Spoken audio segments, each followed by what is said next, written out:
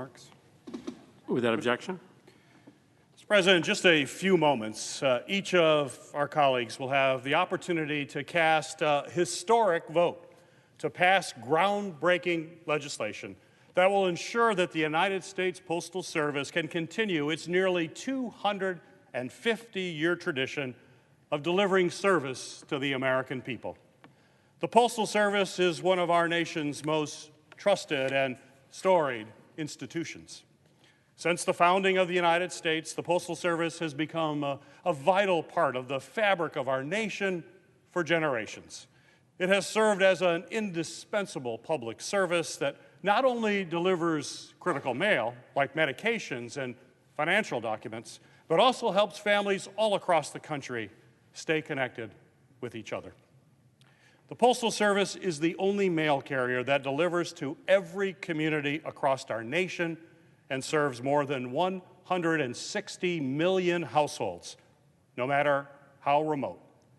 However, in recent years, we have seen how burdensome financial requirements drove the Postal Service to use cost-cutting measures that compromised delivery services.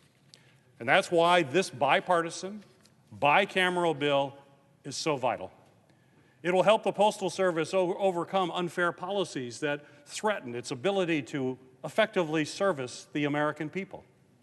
Since introducing this bill, I have worked closely with my ranking member, Rob Portman, and our 26 other Senate co-sponsors from both sides of the aisle, as well as Chairwoman Maloney and Ranking Member Comer and the House Committee on Oversight and Reform to craft these consensus reforms and secure the strong bipartisan support we have seen in both the House and hopefully soon in the Senate. I am grateful to each of my colleagues for their hard work and for their cooperation and their willingness to compromise during this process. Our legislation, which has been 15 years in the making, will eliminate the unnecessary requirement for the Postal Service to pre-fund the cost of retiree health benefits and will integrate postal retirees' health care with Medicare. Together, these reforms will save the Postal Service more than $49 billion and ensure this essential public service, which is dependent on revenues from products and service fees to fund its operations. It is set on a path for long-term financial stability. This historic legislation will also ensure every American knows what's going on with the mail in their community by requiring the Postal Service to post weekly local performance data online. It will also ensure this vital institution continues to deliver mail at least 6 days a week.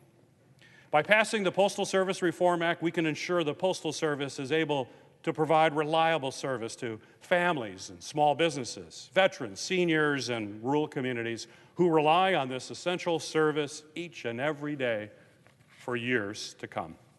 By passing this legislation tonight and quickly sending it to President Biden's desk, this body can show the nation that Congress can indeed build consensus. We can work on a bipartisan basis and get things done for the American people. Together, we can enact historic, meaningful change and improve the lives of our constituents.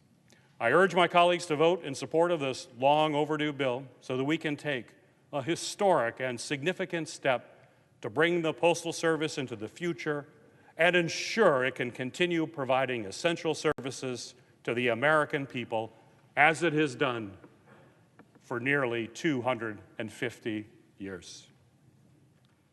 Mr. President, I yield the floor. Yep.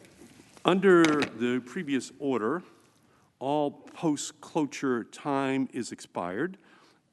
Amendment number 4955 is withdrawn, and the bill is considered read a third time. Mr. President. Senator from Florida.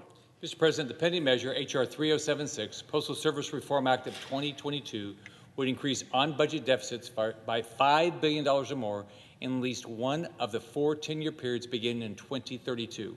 This increase violates Section 3101 of the 2016 budget resolution, which prohibits consideration of legislation that would cause a net increase in on-budget deficit in any of the 4 10-year periods beyond the current budget window.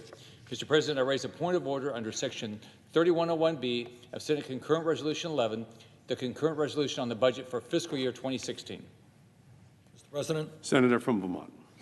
pursuant to Section 3101C of the fiscal year 2016 budget resolution, I move to waive Section 3101 of that resolution for purposes of the pending measure, and I ask for the yeas and nays.